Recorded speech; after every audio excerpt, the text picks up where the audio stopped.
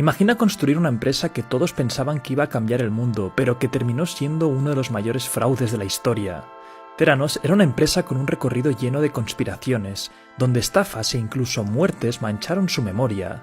¿Cómo es posible que una compañía tan fraudulenta como Theranos consiguiera 700 millones de dólares en financiación y funcionara más de 10 años sin que nadie descubriera el fraude? Elizabeth Holmes era una niña proveniente de una familia adinerada y que desde pequeña sabía lo que quería, ser multimillonaria. A los 19 años, Elizabeth fue a un viaje a Asia con la Universidad de Stanford, donde vio cómo una enfermedad respiratoria acababa con la vida de muchas personas. Esto la determinó en su deseo de cambiar el mundo, y al volver a casa trabajó incansablemente en su idea de negocio. Tras 5 días sin apenas dormir, Elizabeth creó el prototipo de un parche capaz de medir constantemente la sangre y que liberaba las dosis adecuadas de medicamentos en sus pacientes. Sintiéndose segura de su invento, Elizabeth dejó la Universidad de Stanford y empezó en 2003 su propia compañía. La joven emprendedora tuvo problemas para convencer a inversores especializados en medicina, ya que carecía de los conocimientos científicos al haber dejado tan pronto la universidad. Sin embargo, fue capaz de convencer a otros inversores menos especializados y levantar 6 millones de dólares de financiación en apenas un año. Para entonces, su idea de negocio ya había cambiado y ahora iba a ofrecer test de sangre con un método aparentemente revolucionario. Este era el inicio de Theranos. La propuesta de valor que Theranos ofrecía era sencilla, pero suponía grandes ventajas a la industria médica. Los pacientes podían pinchar uno de sus dedos y almacenar las gotas de sangre en un cartucho que a continuación se introducía en una de las máquinas de la compañía. Esta máquina mandaría la información vía online a un laboratorio donde un personal cualificado interpretaría los resultados. Por último, el reporte sería enviado de nuevo por internet a los pacientes, quienes cómodamente podrían leerlo desde su casa. Las grandes ventajas de este método y la razón del boom de Theranos era su rapidez y la escasa cantidad de sangre que requería. Theranos podía mandar sus reportes tras pocas horas, comparado con los días que la forma tradicional tardaba y requería 100 veces menos de sangre. Gracias a ello, los inversores y los medios de comunicación empezaron a vender a la compañía como una completa disrupción. El ruido que Theranos estaba generando aumentaba aún más la inversión y las colaboraciones con otras empresas, como fue el caso del gigante farmacéutico Walgreens, que empezó a ofrecer los test de sangre en sus establecimientos. Pero, aunque de cara al público Theranos parecía un ejemplo absoluto de innovación, la realidad que se escondía tras sus puertas era mucho más macabra, y una de sus mayores víctimas fue, de hecho, su empleado estrella. Ian Gibbons era un bioquímico con más de 30 años de experiencia que ostentaba el título de científico principal de Theranos. Su trabajo era enseñar a otros empleados sobre la ciencia de los test de sangre y hacer de la tecnología de la compañía algo viable. Gibbons fue una de las primeras personas en percatarse de los fallos de las máquinas de Theranos, que a menudo daban resultados erróneos. Esto acabó frustrando bastante a Gibbons, quien discutió sobre estos problemas con la dirección de la empresa. Lejos de hacerle caso, le dijeron que se limitara a hacer su trabajo y que dejara de crear conflictos dentro de la empresa. Gibbons se dio cuenta de que algo marchaba muy mal en Theranos y que Elizabeth no paraba de frenar la solución de los problemas de la tecnología.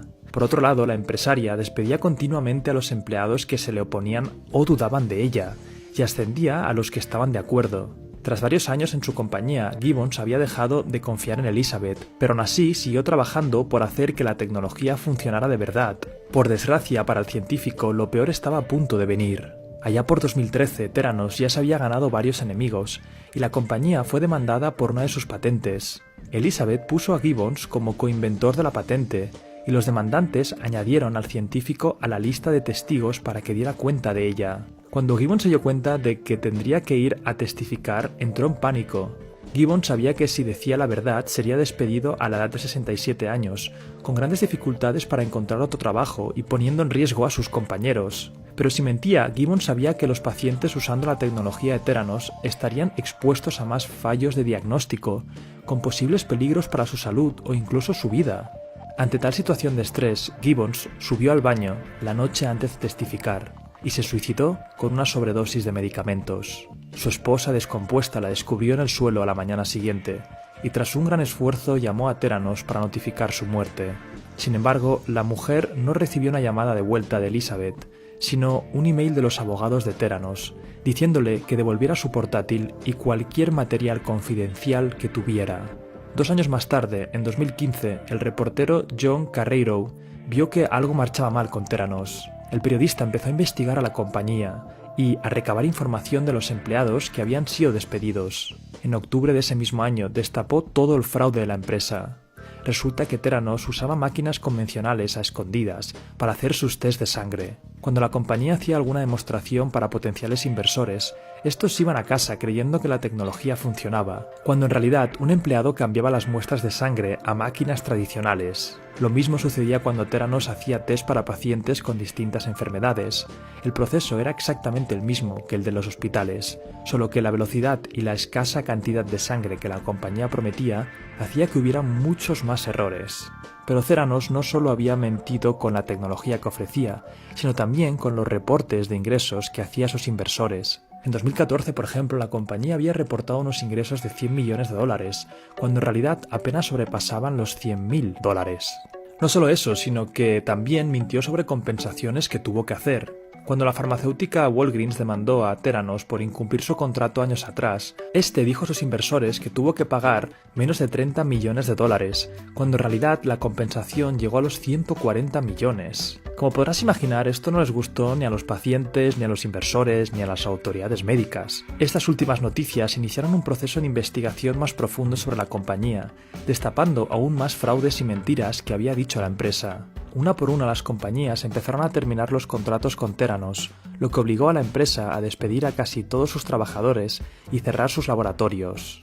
Theranos había llegado a la valoración de $9.000 millones en su mejor momento, y ahora no valía nada. Elizabeth, por su parte, fue demandada por los pacientes, inversores y compañías a las que había engañado, al igual que el presidente de Theranos, Balwani, que hasta entonces había sido el novio de Elizabeth.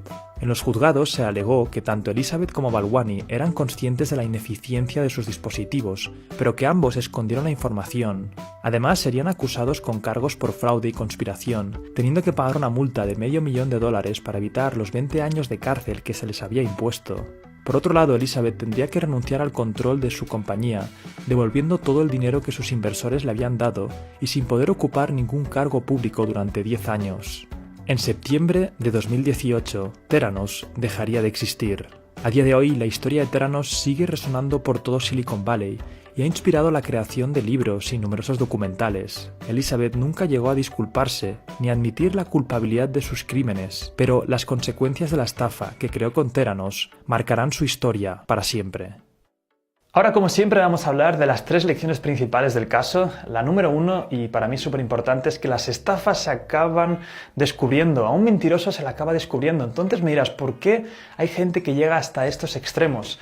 Pues bien, es porque ata su ego a la mentira, ata su estatus a la mentira. Llega un punto en que la bola se hace tan grande que es preferible seguir mintiendo, aunque sepas que te van a pillar, porque es que los pillan a todos. Hay un montón de casos, desde el de Enron, el Fire Festival, que además tenéis un documental súper interesante en Netflix que habla de cómo acabaron mintiendo a todos los inversores y haciendo... Es que al final es que los pillan a todos. O sea, si os veis en esta fase de mentir, yo lo que haría es decir la verdad, porque tarde o temprano esa bola se hace más grande, y cuanto más grande, más gente implicada y os podéis acabar yendo a la cárcel. O sea, hay que aprender de los errores ajenos, es mucho más interesante que aprender de los propios. Vamos con la segunda lección. La segunda tiene que ver con la cultura empresarial, y si te fijas, en Theranos la cultura empresarial era súper autoritaria. Lo de arriba es lo que funciona, todos los demás me dais igual, y si discrepáis con lo que yo digo, fuera de la empresa. Eso para mí es horrible. O sea, yo por lo menos creo en que en tu empresa tienes que tener gente que discrepe contigo, que tenga otros puntos de vista. O sea, si es alguien negativo, que todo lo que dices cree que es horrible, no. Pero si es alguien que tiene buenas ideas, es positivo, pero a veces discrepa contigo, es interesante, porque las ideas muchas veces cuando son nuestras no queremos que nadie nos las discuta, porque estamos enamorados de ellas, y a veces tener un consenso de gente que vayamos hablando y podamos debatir sobre la idea es súper interesante.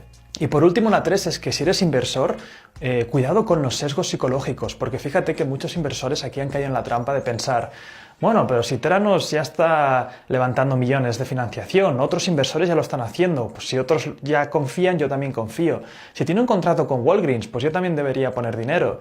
Y esto al final son muchos sesgos psicológicos que hay que tener cuidado cuando inviertes. Siempre hay que ir un poco más, no solamente creerte lo que te están diciendo o lo que está sucediendo. Piensa que al final el humano psicológicamente piensa de maneras que a veces no son óptimas. Así que cuidado donde pones tu dinero, y es interesante investigar un poco más. más. Bien, y tengo dos noticias interesantes. Lo primero es que ya sabéis que para los que os gustan las series, se estrena Game of Thrones y en el equipo, que hay bastantes fans de Game of Thrones, hemos decidido hacer el caso de Game of Thrones este jueves, o sea, el día 18, así que atento al canal porque hablaremos de su historia más bien empresarial, que además es interesante ver otros matices, y también si quieres empezar tu negocio por internet, que eso mucha gente dice ahora que es lo que quiere hacer, pero no hay nadie que te enseñe realmente las bases, creé hace un tiempo un curso en el que te doy mis bases para poder empezar un negocio por internet. Además está a una oferta súper exclusiva para vosotros aquí en el canal.